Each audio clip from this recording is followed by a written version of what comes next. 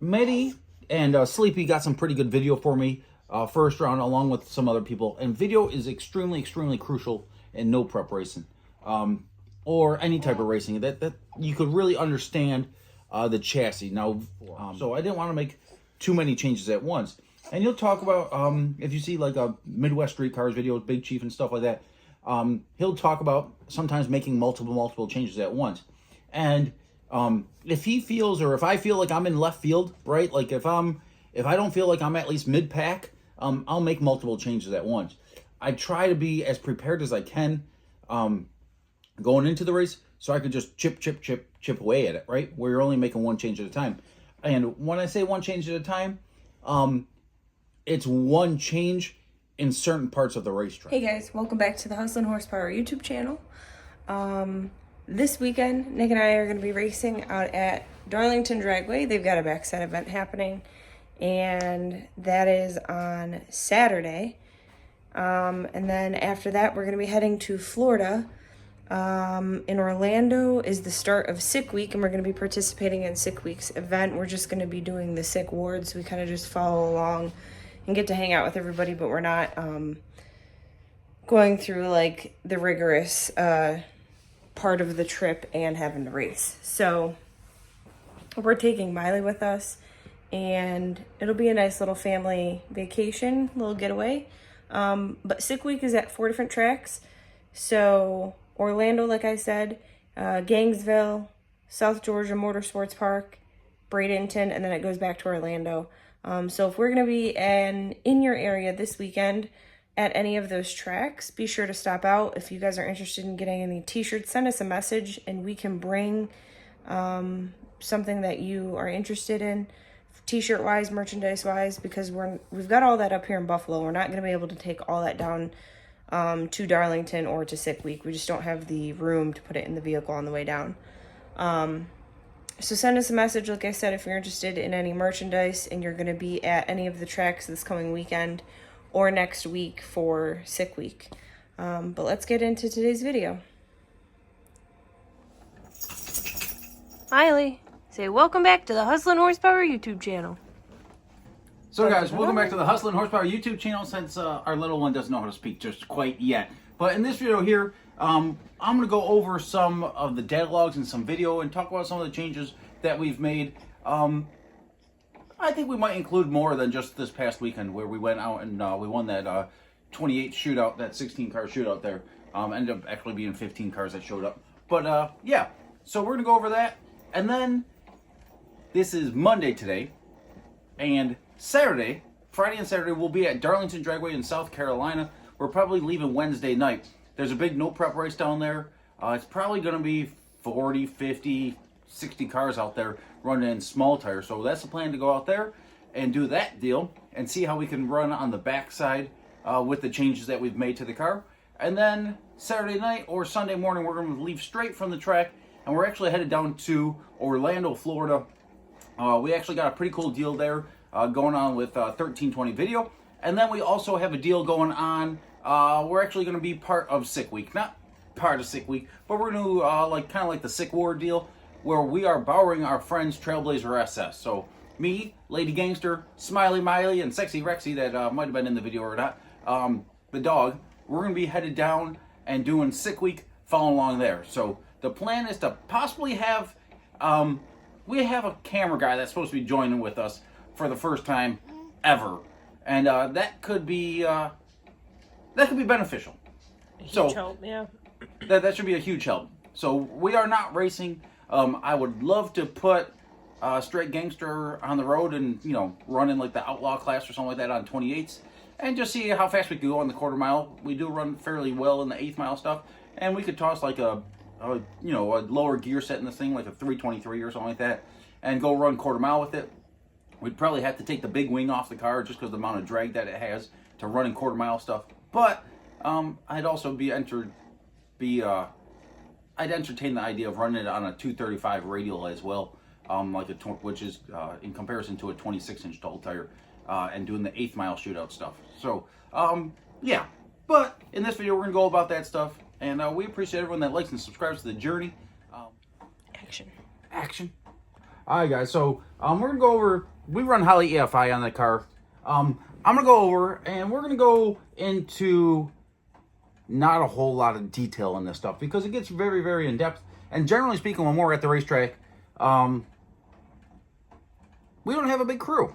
Okay, it's generally me and Maddy, and occasionally one helper or so. But I got a lot of duties that I have to take care of myself in between rounds, and a lot of times we only have 15 to 20 minutes in between rounds. Sometimes we're a little bit more fortunate. I get to spend a little bit more time looking over the data and making the chassis adjustments and the tune-up changes and all the other changes that I make to the car from round to round. But we do our best to show up to first round with the best chassis, shock setting, tune-up setup that we can come up with, and that goes with having runs on the car, having information on the car.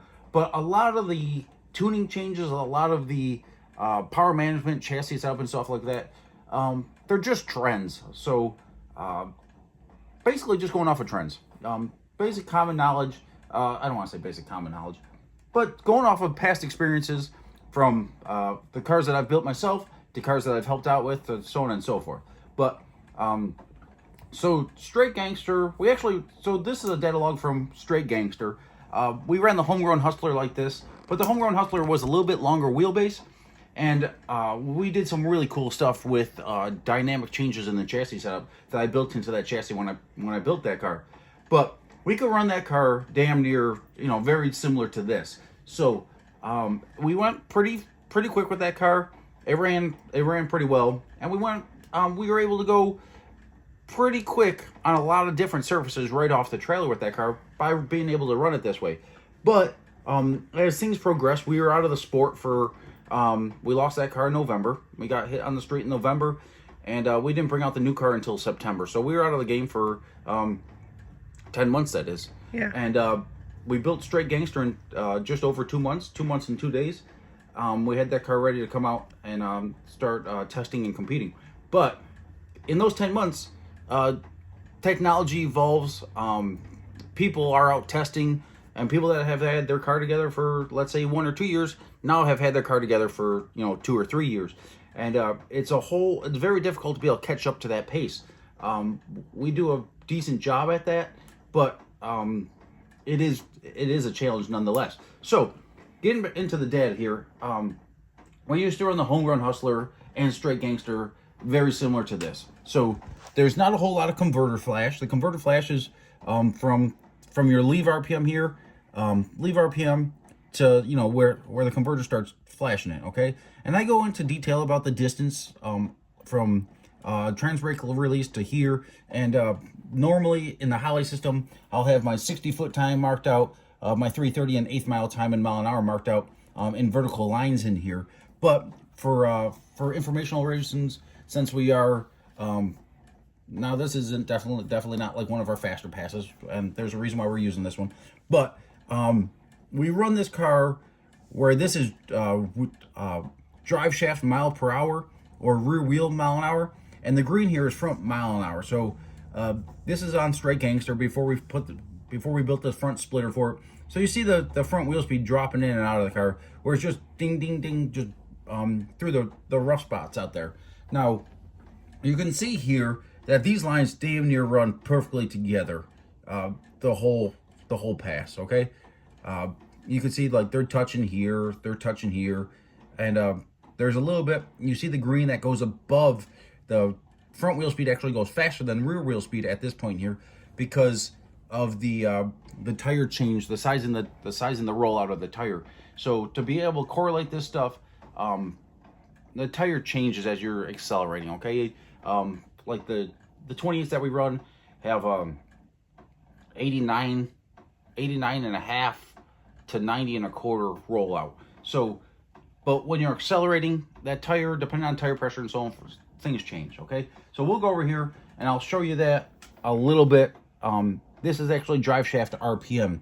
We have this on this car. We have a 32 tooth 64. We have a 64 tooth reluctor wheel on the yoke of the rear end on the 4.9 inch that I built.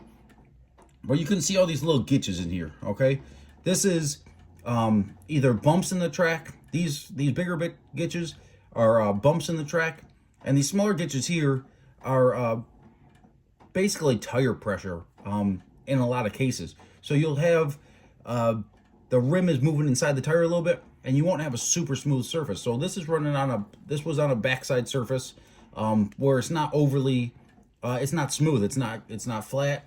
There's a lot of other dynamics that are introduced into the backside racing or racing on not a drag strip. I'm not going to say necessarily street, but street or airports or backside surfaces or streets where older racetracks that we race at, non-sanctioned racetracks or whatever, where the surface isn't laser smooth. Now, if you get on a really good racetrack, let's say like Summit Motorsports Park, for example, right?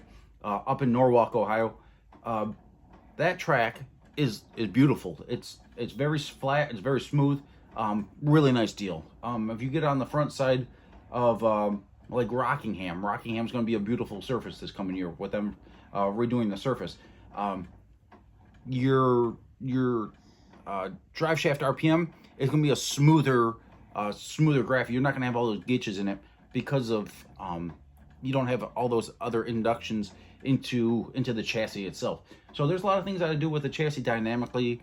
Also with like everything from choosing, the tires that we run on the car, front and rear tires, and shock settings and spring rates and stuff like that, to make it as smooth as possible. So you could see here, you can't really see the shift point here. I do.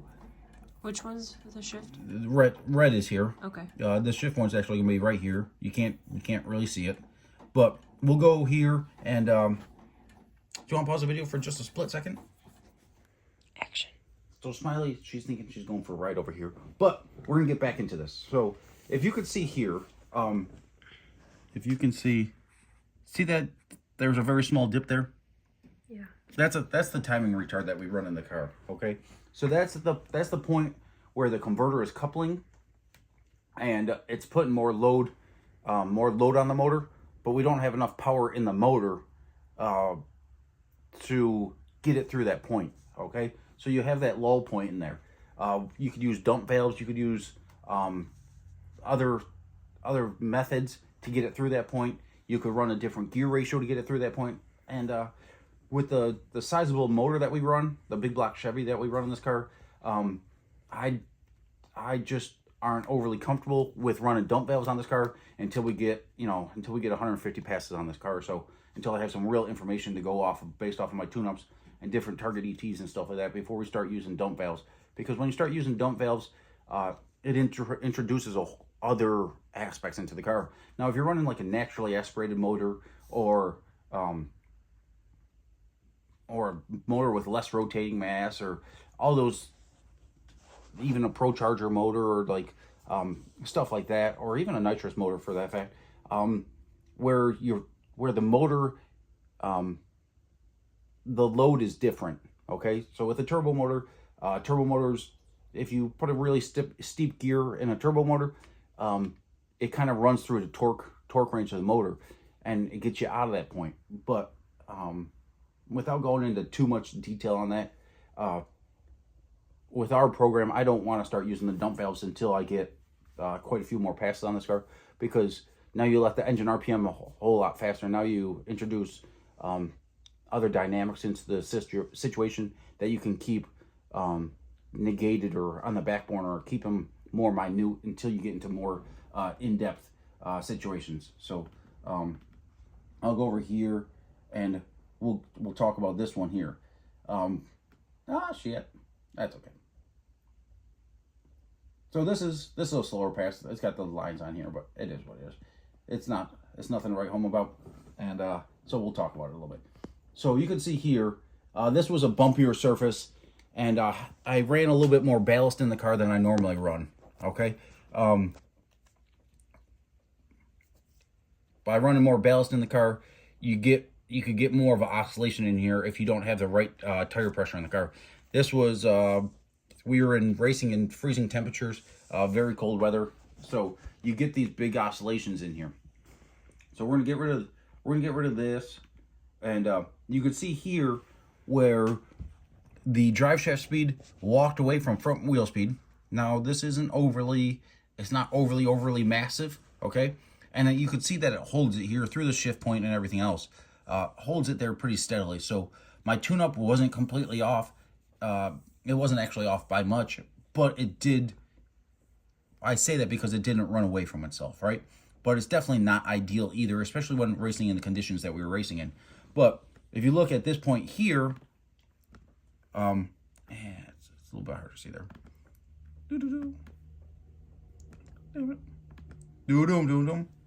Sorry guys, first timer here. So if you see here, okay, look at, if you compare this gap to the previous gap, see how big that gap is? Oh yeah. So that's because we are running at a lower deal there, and because we left at a different RPM here, look at the flash of the converter here, okay? And running the big motor, this is why I run it this way. And this is a scenario where using a dump valve could very well benefit you, okay?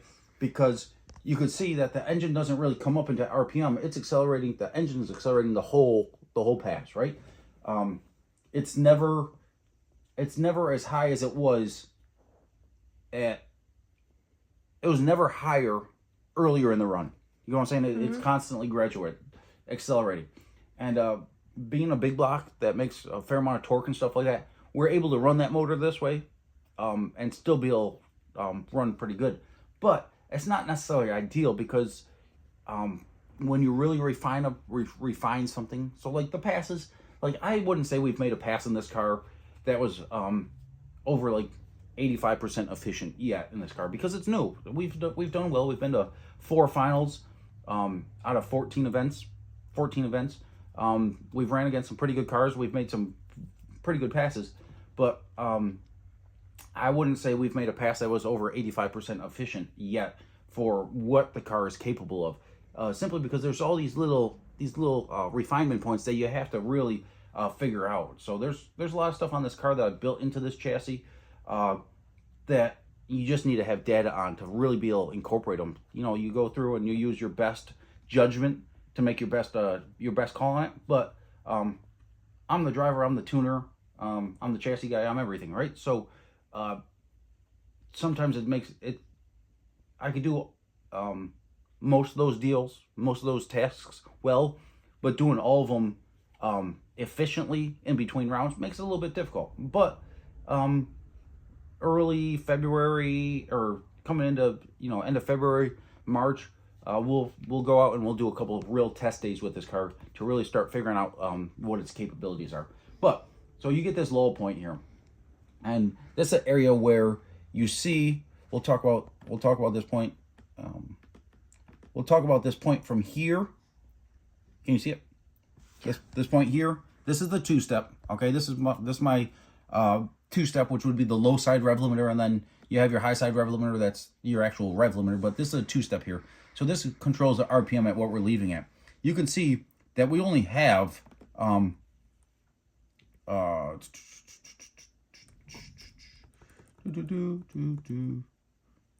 what the hell? It's not going. All right. So we only have literally right there is 250 RPM flash on the converter. Okay. There's things that I do in the launch settings and whatever to be able to control it. There's a reason why I do that. With a nitrous car, if you leave at like let's say you have a 4,500 stall converter, 5,000 stall converter, okay? If you leave at 4,500, it might flash to 5,200 or something like that, right? But if you leave at 3,500 with the nitrous on, you might be able to flash, I think, to 5,500, 5,700, okay? Because from the point where the converter starts coupling, where it wants to lock in and starts applying the power through your drive line, that distance, it gets a free run at that, and it's kind of like punching someone from 2 inches away, or from cocking back and really laying it into it, right? So by leaving at the lower RPM with the timing retard and stuff like that, I could whack the chassis hard by playing with the shock settings and stuff like that and the geometry in the rear suspension. But I don't have to have a whole lot of power in it to be able to hit the tire as hard. And it doesn't let the engine run away from itself if it does knock the tire off. So it's a precautionary thing as well, looking into areas out here.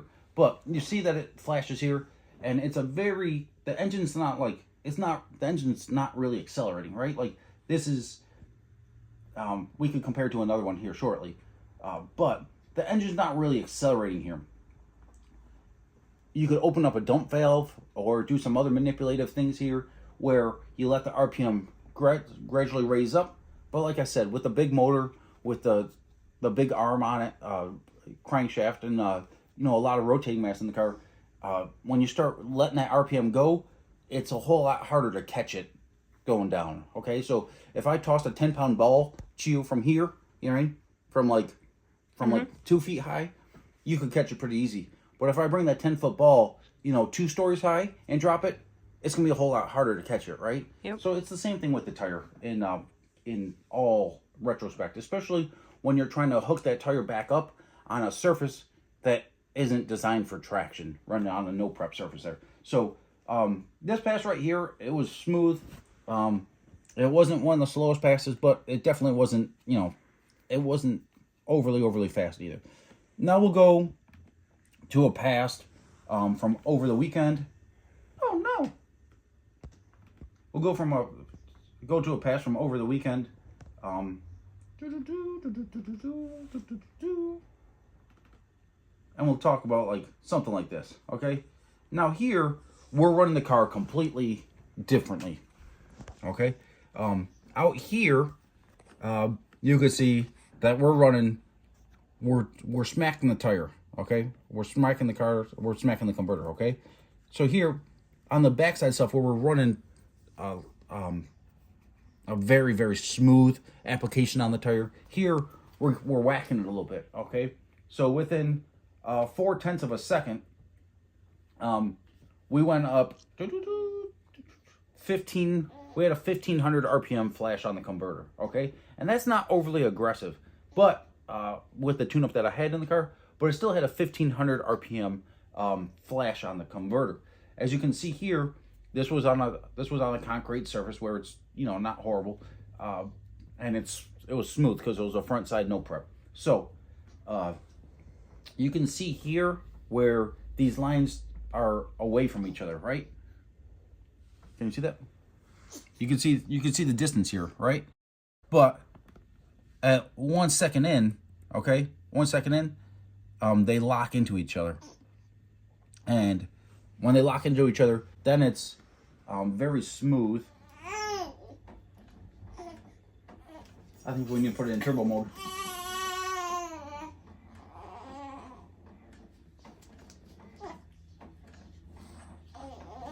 This thing accelerates pretty slow, don't it? Mm-hmm.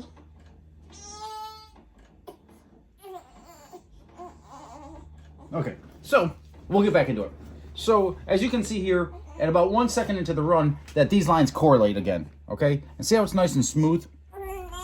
Like they run together like perfectly. Yeah. Okay, you can see from here to here, from here to here, how that is on. Let me get my little. Where'd I put it? Oh no. Oh no. You don't know where I put it? No. Oh no. Your little card. Boom. Got it. Okay. See how this is on that profile? Okay. Yeah. And see how there's no divot there? Like almost nothing? Yeah. Okay. But see how this profile here and this profile here are different? Mm-hmm. Okay. This here, on this profile from this section here, okay? From this profile to the white right there? Yeah. Okay. See how that's kind of like lazy? Like it's not accelerating? Like this would have been up in this region, right? So that goes and tells you that if this and this are correlated and this is lazy, well, you don't have enough power in it. It wants a whole lot more power because this thing still wants to accelerate. If the tire is fully hooked up, well, then you could accelerate this engine RPM all the way up here and really get probably another probably 10 miles an hour out of the car. You can see how this right here, that thing is in turbo mode, ain't it?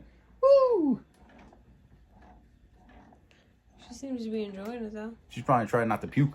But yeah, so this right here, where the engine's not really accelerating, it wants more power because it's completely hooked here. And I might make a liar out of myself here, but we'll see.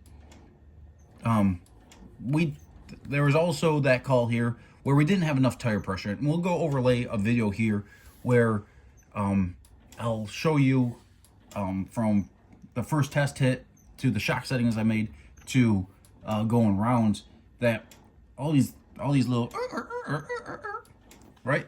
Yeah. That's the drive shaft RPM there. That's because it's starting to, like, it doesn't have enough tire pressure in it, in my opinion.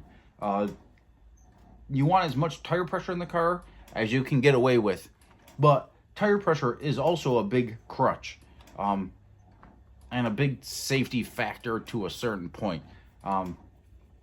But I'm not going to go into too much detail about that. We could do a whole nother video on tire pressure.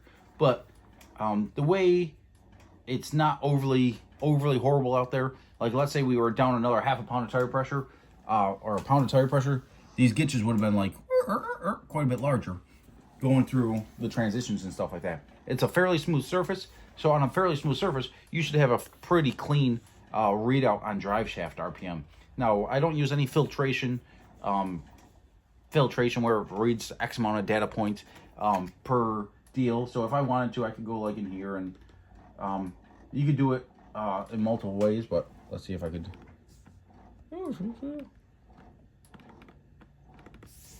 You go here, and I could put a smoothing rate on here that's like, let's say 5 points, right? And you make this look a whole lot smoother. And there's times when I'll go through in between rounds where I'll put that smoothing factor in it, just to get an idea. But I like looking at the rough data, the actual points and stuff like that, because I don't know if it's the right way. I'm mostly self-taught on most of this stuff. I have had some pretty good mentors and stuff like that doing this stuff. But for the most part, you had to learn as you went. Yeah, they gave me an inch and I took a mile kind of thing, right? Or like I take that inch and like run with it. Yeah, go with it, right? So it's just that's the chess game about this stuff. Now, I guess we'll go. Do you want to go to your computer and we'll talk about we'll show a video and I'll talk about the tire pressures and stuff like that? Sure. Okay. Deal.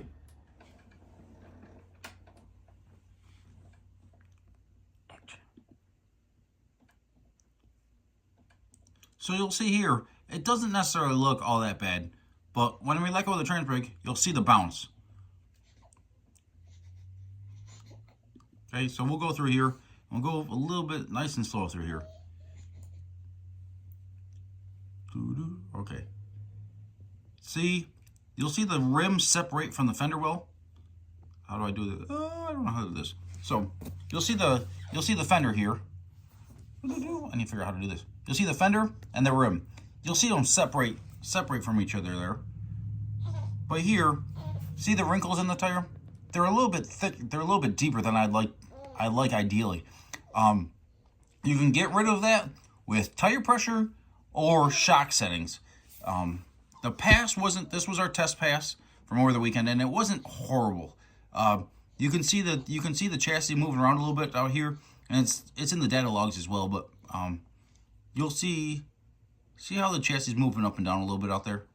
It's not overly smooth. So this next pass, I guess we'll just play this here. You can see how the car's moving around a little bit.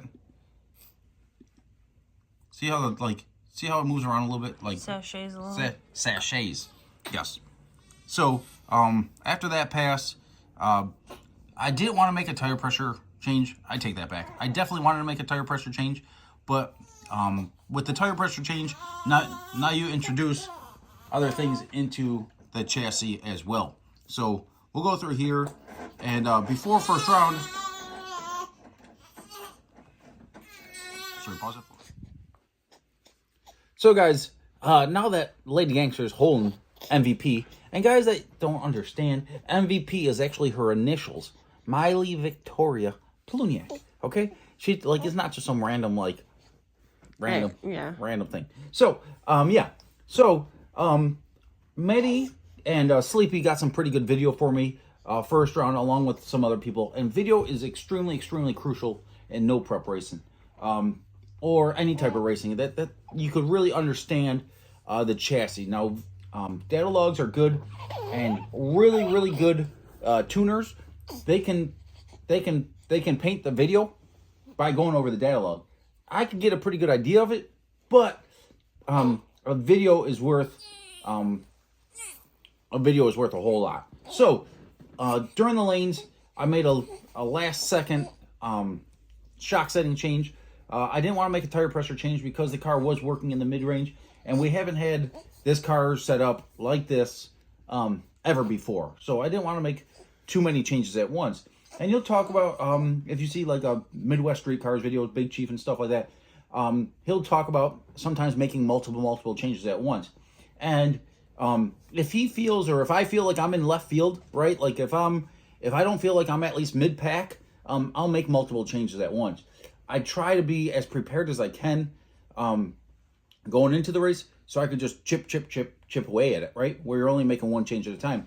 And when I say one change at a time, it's one change in certain parts of the racetrack, right? So your launch RPM won't nearly affect your like mid-range and top end nearly as much as it does the 60 foot, right? So it does, because every little bit you pick up down low is up top, right? But if the car's completely dead hooked or completely happy at 330, and you plan to be faster than the 60 foot, well, then you could give it more in the mid-range too.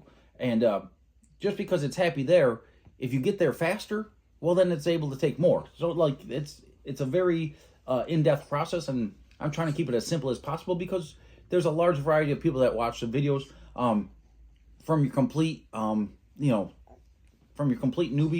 to some pretty accomplished people watch the channel. And for those of you that do, I appreciate it.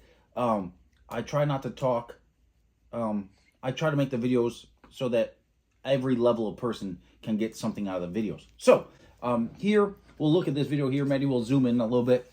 I wish we could make this sucker a little bit bigger. Is there a way to make this bigger? That button, but I don't know if it'll... Well, guys, zoom back over here. So we do have a media guy that's coming out with us for Thursday, for Darlington this weekend and Sick Week. So if we get someone to be able to do this stuff full time for us, well, then I'll be able to really increase the content and increase the what we're able to share with you and the quality of videos. But getting back to it, we'll go through here and you'll see that it's a little bit smoother. Okay, so once again, we're looking at the distance from the fender well here to the rim, and then the rim to the concrete, and then the speed of the front end. So in this pass here, I tightened the front shocks up 2 clicks, and I did 2 clicks on the rear. I also changed the shift point on the car. That was 250 or 500 RPM. I'd have to look at my notes, but it wasn't a big change. So we'll go through here and we'll look at this, and I guess we'll, maybe we'll just play it.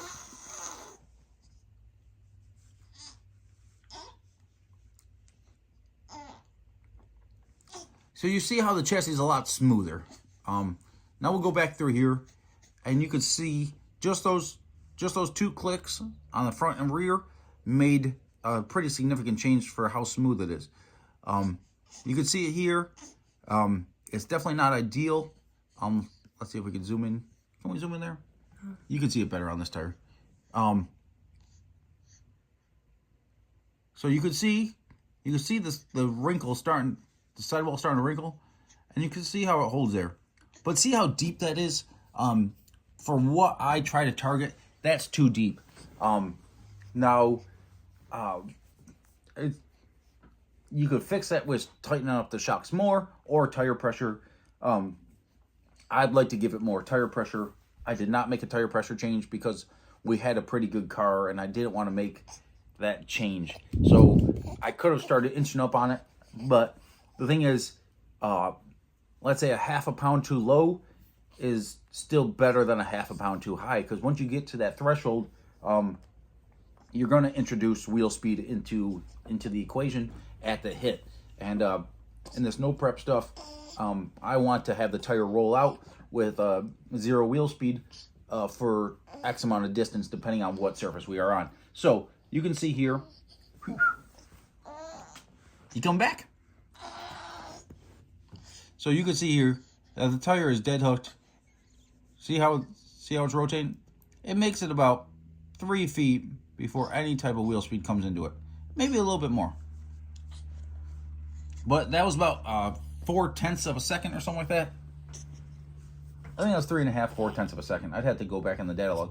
But the whole purpose of this is that it held that wrinkle for a longer duration of time just by slowing down the chassis, making that punch a little bit closer than farther away, slowing it down and making it more of a pressure push on the tire than just whacking it with a hammer kind of thing.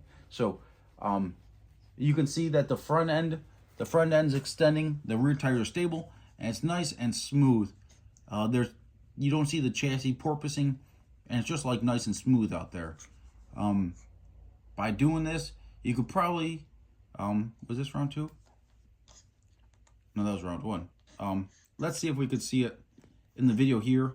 I might make a liar out of myself right here, but let's see how it's a lot smoother. The car's not wiggling back and forth like that. You can see my reaction time's pretty decent, not killer, but the car is reacting a little bit faster with the different changes that we made to the car. And see how it's going like pretty smooth all the way through there? Yep. That has to do with keeping a steady pressure on the tire. So I think we'll keep that. That'll probably be long enough for this video. Guys, if you have any specific questions or anything like that, put them in the comments. Like and subscribe to the channel, and I can go over more in-depth stuff. And I think while we're at Sick Week, or if I have a little bit of time at Darlington, maybe we'll video some cars. And I don't want to make anyone mad, but I'll just talk about not necessarily the goods and the bads of what they're doing, but I'll talk about what they're doing and what they're probably trying to target with what the style that they're going about in doing it. Sick Week's a little bit different. It's a prep track. It's not always it's not like a radial prep track, because you have a large variety of cars there. You got cars anywhere from low 6-second cars to 20-second cars going on Sick Week. So the track is it's definitely better than a good no prep, but it's definitely not like a radial prep or a killer prepped surface, generally speaking. But we could talk about some of the chassis stuff, so maybe we'll talk to a couple people at Sick Week, since we should have another person with us that we'll be able to do some filming and stuff like that for. So we'll see how that all goes. Guys, we appreciate everyone that likes and subscribes to the channel. Wish us luck at Darlington. If you are going to be at Darlington or at Sick Week and want some merchandise, shoot us a message or something like that, and we'll try to toss it in the bag specifically. Try to bring them down there with you. But we have most of our merchandise up here in New York still, from the holidays, from Christmas and stuff like that. So, guys, we appreciate it. That's going to wrap up this video. Hustlin Horsepower on the YouTube, TikTok, Facebook, all the rest of that jazz. HustlinHorsepower.com for merchandise, stickers and all that. And we're going to try to get out a straight Gangster t-shirt here by early spring. So, guys, we appreciate it. See you soon.